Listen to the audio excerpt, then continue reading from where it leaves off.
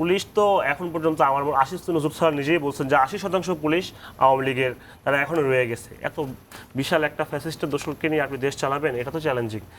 আসলে আমাদের সবচেয়ে বড় ভুল হয়েছে বর্তমানে এই পর্যায়ে এসে দেশের যে অরাজক অবস্থা, এটাকে পরিকল্পনা মাফিক বিশেষত ফ্যাসিবাদ এবং ফ্যাসিবাদের দোষর যারা ছিল তারা দেশটাকে সুন্দরভাবে রান করতে দিচ্ছে না।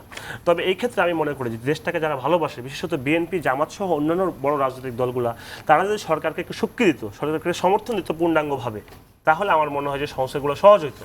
কিন্তু এখন দেখা যাচ্ছে যদি ডক্টর ইউনূস স্যার লন্ডনে জনাব তারেক রহমানের সাথে বৈঠক করলেন এবং দ্বিপাক্ষিক তিনি একটা স্টেটমেন্ট দিলেন, এই ক্ষেত্রে দেশের অন্যান্য যে রাজনৈতিক দলগুলো আছে তাদের সাথে কিন্তু আলোচনা করা হয়নি।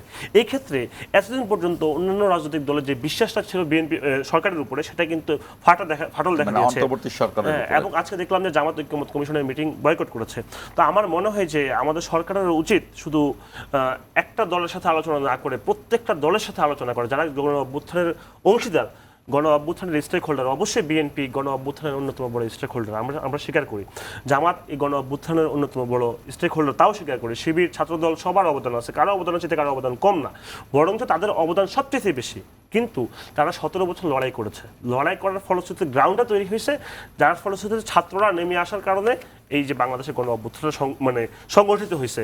তো এই সংগঠিত হওয়ার পিছনে সবকিছুর পিছনে কিছু আকাঙ্ক্ষা থাকে, আমাদের আকাঙ্ক্ষা আছে, জাতির আকাঙ্ক্ষা আছে। আপনারা দেখেন, আপনি কখনো দেখছেন বাংলাদেশের প্রাইভেট বিশ্ববিদ্যালয়ে পোলাপান রাজনীতি নিয়ে আলোচনা করে? কিন্তু এখন সেই দিনটা চেঞ্জ হয়েছে। প্রাইভেট বিশ্ববিদ্যালয়ের ছেলেপেলে দেশের রাজনীতি নিয়ে সচেতন, তারা রাজনীতিতে আসতে চায়। কত মানুষ বিদেশ থেকে ফিরে আসছে আশা নিয়ে, কত গ্রাজুয়েট বিদেশ থেকে প্রাণ দিয়েছে। এই যে এত বিশাল পরিমাণে একটা কন্ট্রিবিউশন, এত নতুন বড় একটা চেঞ্জ, আমার মনে হয় যে যারা পুরাতন রাজনীতিবিদ তারা কখনোই রিয়েলাইজ করতে পারতেছে না যে এই যে নতুন জেনারেশন জুমার এবং যে নতুন প্রজন্ম এবং তাদের সাথে পুরাতন প্রজন্মের সাথে একটা বিশাল বড় জেনারেশনাল ট্রানজ্যাকশন হয়েছে। আমার মনে হয় তারা এটা বুঝতে পারতেছে।